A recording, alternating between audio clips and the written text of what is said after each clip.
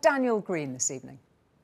Mr Farage, the majority of the UK's top economists and business leaders believe that leaving the EU has a significant risk of economic decline and potentially even a recession. I don't see what I, as a member of the public, stand to gain from this outcast.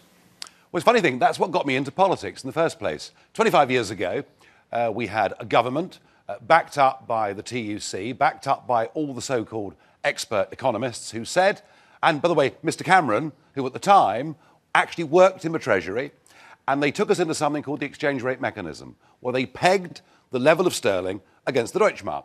I, at the time, was working in the commodities business, but also was trading currencies. I thought the whole thing was stone bonkers.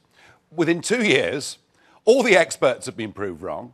We had record business bankruptcies and record house repossessions. Then 10 years went by, and the euro came along. And 15 years ago, the very same people were all saying to us, but if you don't join the euro, then I'm afraid foreign and direct investment into Britain will cease, the City of London will close, terrible things will happen to you. Well, all I can say is thank God we didn't join the euro. And now this same gang, who it seems to me have been wrong about everything, through this process of groupthink, and because in many cases, although they masquerade as being independent, they're actually being paid by the government or paid by the taxpayer, are telling us terrible things would happen to us outside of the European Union. Can I just say this one thing to you? That they've been wrong before and they're wrong again. There are strong, independent voices in business. You know, people like John Longworth from the British Chambers of Commerce, who resigned his position to speak out against this, and people like Digby Jones, the former Director General of the CBI. So the trend is, if they're currently in post, they support the status quo. Once they've retired or resigned, the former Governor of the Bank of England, Mervyn King, then they speak more freely. I would just say this to you. Trade is not made by governments. Trade is not made by bureaucrats, Daniel. It's made by people like you. You buy products. You choose to buy a product or you don't. And do you know what? Once we've divorced ourselves amicably from political union, we will then go on buying cars and wine and trading happily. Thank you very much indeed, and thank you, Daniel, for that question. We're going to stay with questions on the economy and go to a gentleman not far away. Aaron Barsley has a question for Mr Farage. Hello. I work in the pharmaceutical industry with multinationals who are worth billions to our economy. They're here because we're in the EU.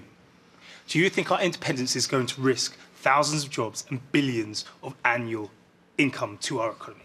Well, I don't buy the fact that a pharmaceutical company is in Britain because we're in the EU. They're in Britain because they want to be in Britain. I'm going to interrupt you there. And there are lots of reasons for doing that. Some operations can only be done in the EU.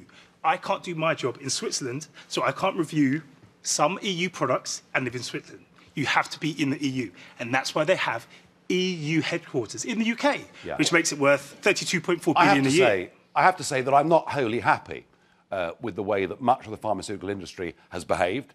In particular, I see their lobbying in Brussels, which is absolutely massive, and I see the way they've been very good at putting out of business people producing alternative medicine. So not everything your industry has done has been good.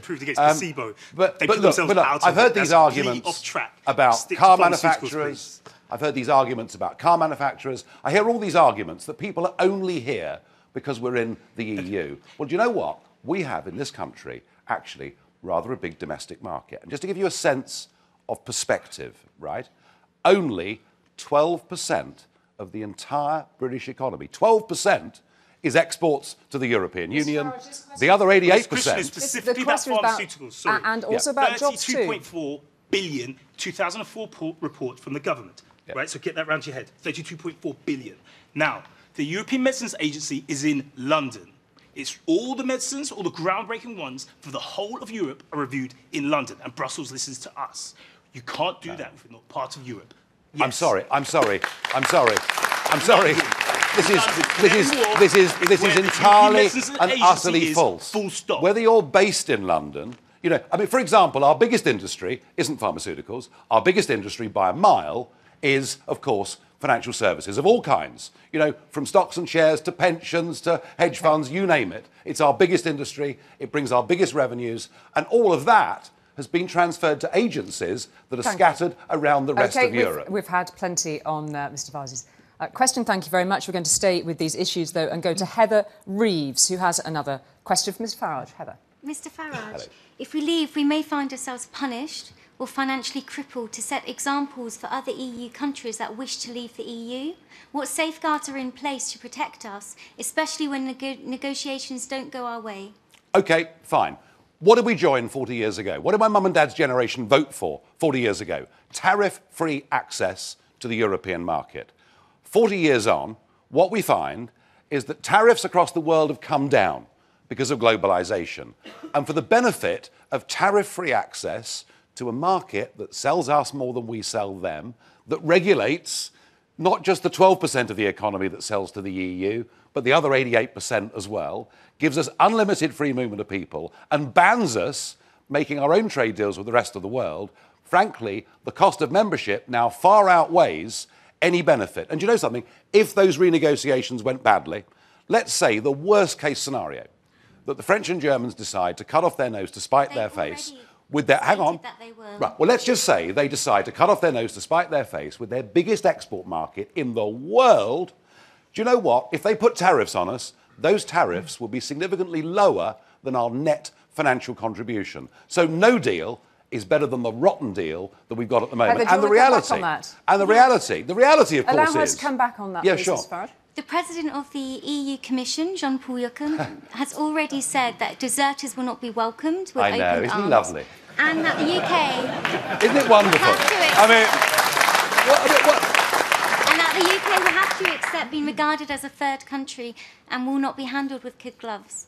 I don't want to be threatened. The German Chancellor and the Prime Ministers of Spain and Netherlands I'm sorry, we're British, we're better than that. We're not going to be bullied by anybody, least of all the unelected, charming though he may be, Jean-Claude Juncker. Forget it. Thank you, Heather.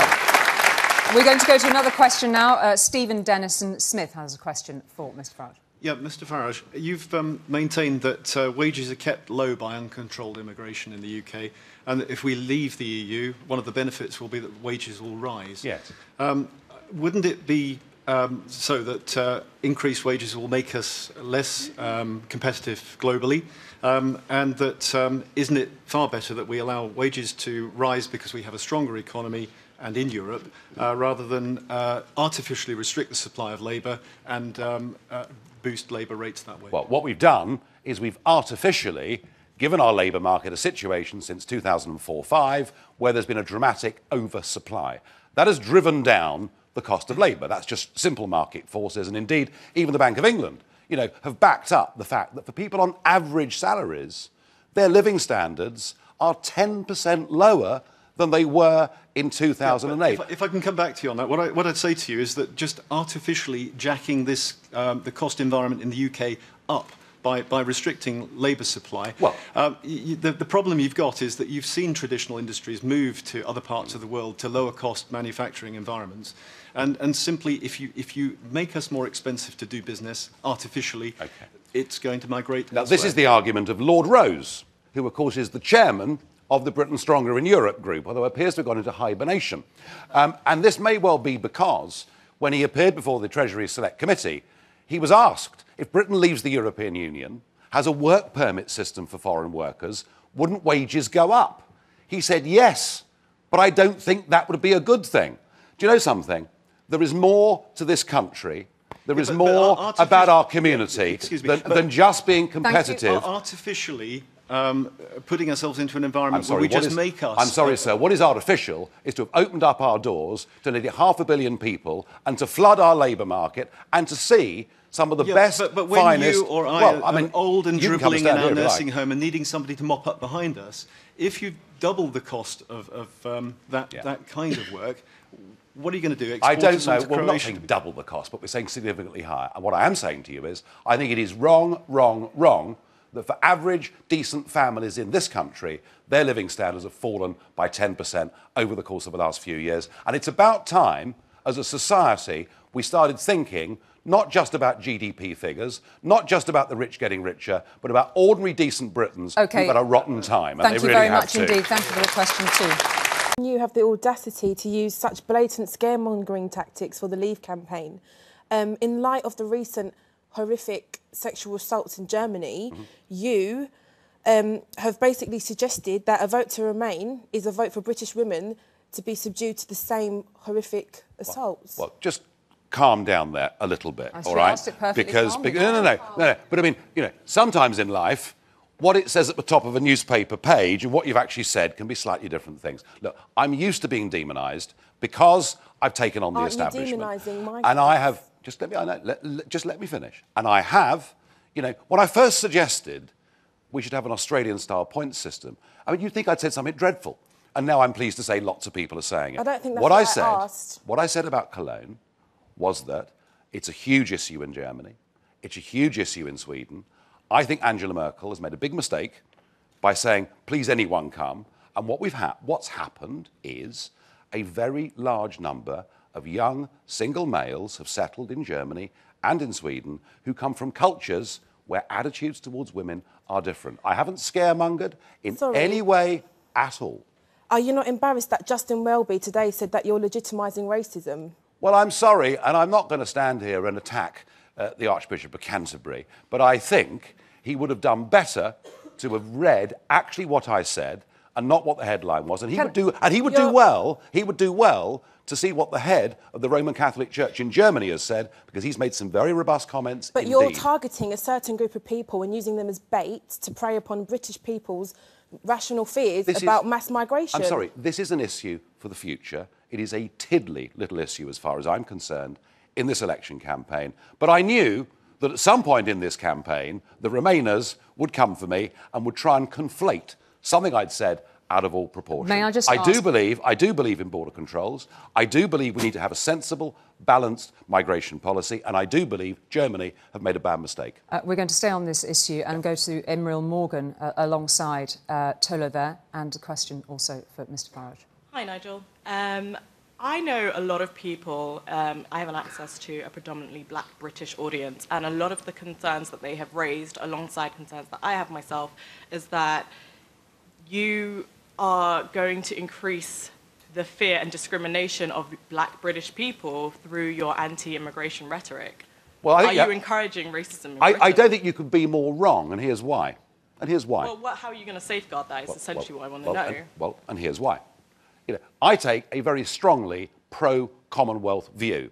I think it was very bad and wrong of us to turn our backs on the Commonwealth in favour of a European political project, and we've made a bad mistake. So now what we do is, if you've got a qualification and you come from India or you come from parts of Africa, you now find it very, very difficult to get into this country despite the historical, strong... You're still anti-immigration, so I don't I'm sorry, I won't have that. You are anti-immigration. You use scaremongering and inflammatory comments in your campaign that have gone against people that look non-white. How are non-white British people going to stop facing discrimination about their identity and nationality in this country? That is what I really want to know. I'm sorry. You haven't addressed my concerns. Well, I tell you what, you know, if you want to think that, and you don't I don't think that. That's the majority of people that look black British or non-white. Well, lots of them. Those concerns are very real can I tell you? And you're dismissing them. Can I tell you that lots of them voted for my party in the last election? Did they? Stand for us as candidates. Did they? Can I see the evidence?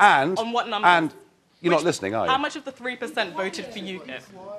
I can't do a lot unless I'm allowed to talk. She's put a very clear question to you. Now, look, I'm explaining to you that I take a view that is strongly pro-Commonwealth.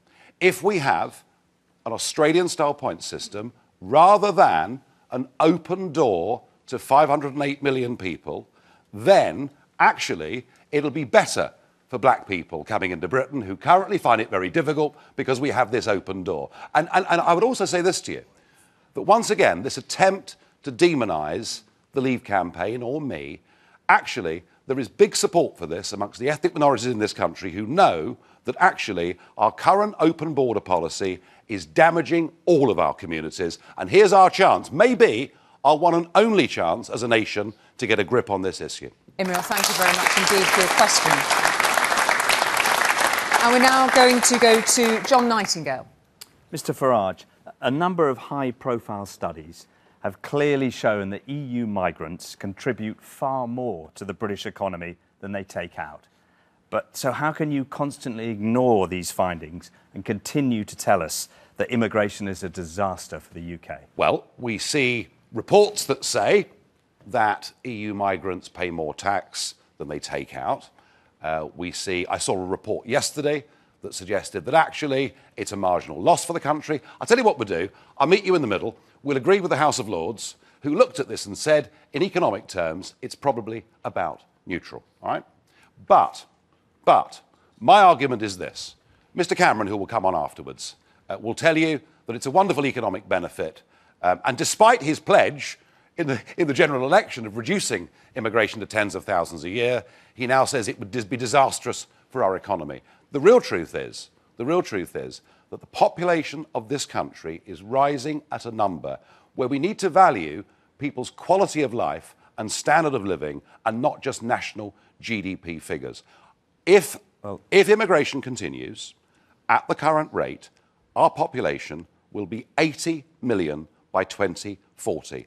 And just to cope with that, do you know, we need to build a new house every 4 minutes, night and day, just to cope with the current numbers. So what I'm saying to you is, let's have a balanced approach. Let me tell you that we, as you well know, have an ageing population here, that we are going to need migrants to pay our pensions, to pay for hospitals, to pay for the NHS, although all that is going to be necessary.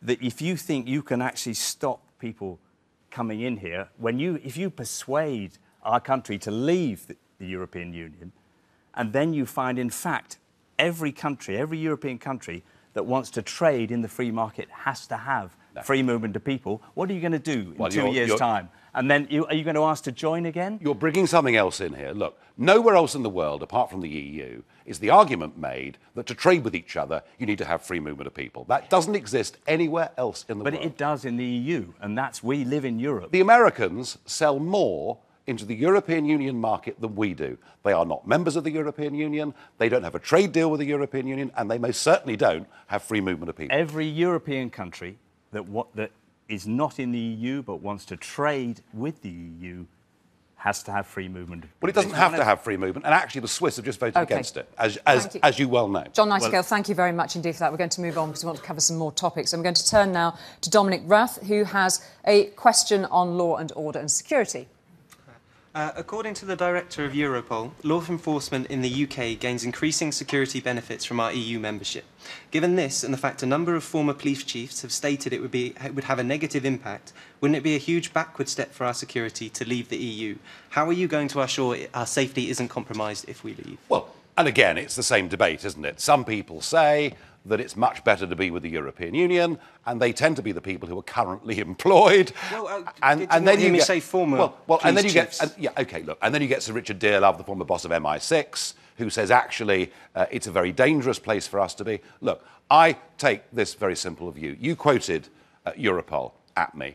That same boss of Europol said that the migrant policy, and by the way, these are not refugees, they're mostly economic migrant policy over the last year, sparked by Angela Merkel, as we discussed earlier, has led to up to 5,000 jihadis coming in to the European Union in the space of the last 15 months. The former boss of Interpol said, we may as well put a sign on the southern beaches of Europe saying, terrorists welcome. So we have a very real problem. Now, the question is, how do we deal with issues like this? The first point that I think is really, really important is this.